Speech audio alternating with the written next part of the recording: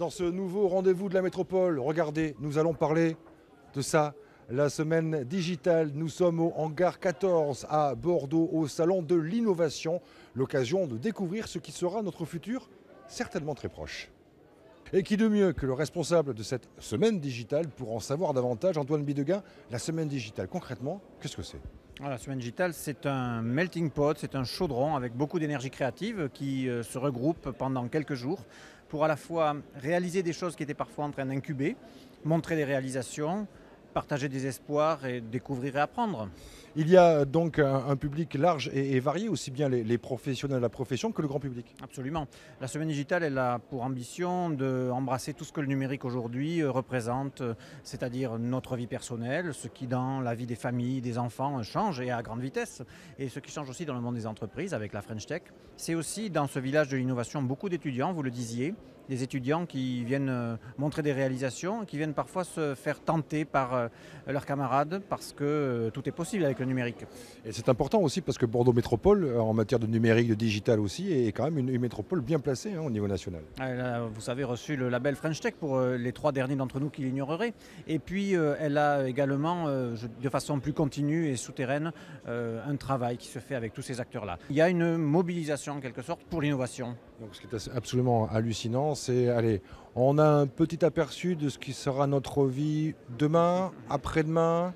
Ça va tellement vite que c'est peut-être notre vie dès ce soir. Allez, on va faire un tour justement dans cette semaine digitale, ici au hangar 14, visiter quelques stands. C'est parti.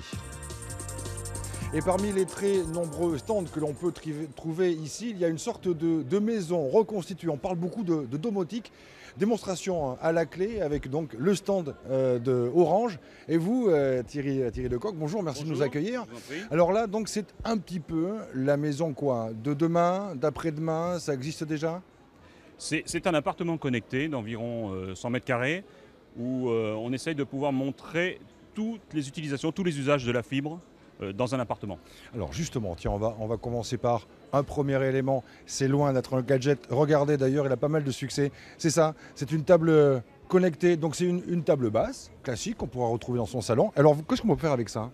Alors cette table, en fait, c'est une table interactive, une table digitale, où on peut amener l'ensemble des visiteurs du salon à faire un test, savoir s'ils peuvent bénéficier de la fibre sur Bordeaux ou partout en France d'ailleurs, puisqu'elle est connectée sur Internet. Donc il y a un menu qui permet de faire un test en quelques clics et savoir si on peut bénéficier de la fibre. Et si l'on ne peut pas en bénéficier, quand est-ce qu'elle arrivera, si c'est dans 15 jours, 3 semaines, 1 mois, 2 mois. Allez, on va rentrer maintenant dans le monde du virtuel, on change d'endroit. La réalité virtuelle, regardez, ça donne ça. Un casque bizarroïde, des poignées bizarroïdes. Et alors, qu'est-ce qu'il est en train de faire là, ce jeune homme-là ? En fait, il est en train de lutter contre des zombies. Il se fait attaquer par des zombies, donc on a un écran de contrôle de retour que vous voyez ici.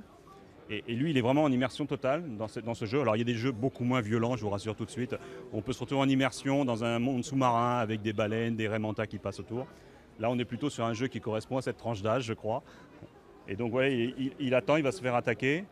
Et on est vraiment en réalité virtuelle, en immersion totale, avec le casque, il y a le son, et les 2 manettes qu'il a dans les mains sont des pistolets en fait. Effectivement, ça permet de se retrouver dans un univers absolument immersif, là, totalement. Totalement. Nous voilà maintenant dans la chambre des ados, avec bien évidemment l'ordinateur incontournable, avec là effectivement une spécificité rendue possible toujours et encore grâce à la fibre. Oui, alors c'est ce qu'on appelle maintenant le gaming ou le e-sport. Donc 2 jeux phares qui sont Hearthstone et League of Legends. Donc là, en l'occurrence, je crois que ce visiteur est en train de jouer sur League of Legends. Et donc on est effectivement dans la chambre d'ado. Et ce type de jeu, quand on joue en réseau, c'est pour ça aussi qu'on montre ce que peut faire la fibre. On est sur une fibre qui permet d'avoir X écrans connectés, donc celui-ci. Et il faut qu'on ait un bon débit d'une part et aussi ce qu'on appelle un temps de latence qui soit le plus court possible pour être efficace sur ce genre de jeu en réseau. Alors tout ça, ça donne très envie. Mais concrètement, qu'est-ce qu'il faut pour justement que cette maison soit la mienne ?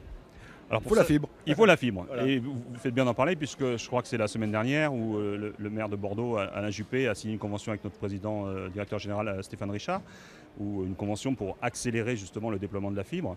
Et nous sommes aujourd'hui à 54 000 logements éligibles sur la métropole, sur Bordeaux, pardon. Et nous avons un objectif je crois que ça représente 30% de la ville, et d'arriver à 55% fin 2016. Donc on est une phase d'accélération. Et quand on se balade ici ou en gare 14, il y a aussi ce stand avec notamment les petits débrouillards. Alors on pourrait lui demander à lui ce dont il est question, je ne suis pas persuadé qu'il réponde.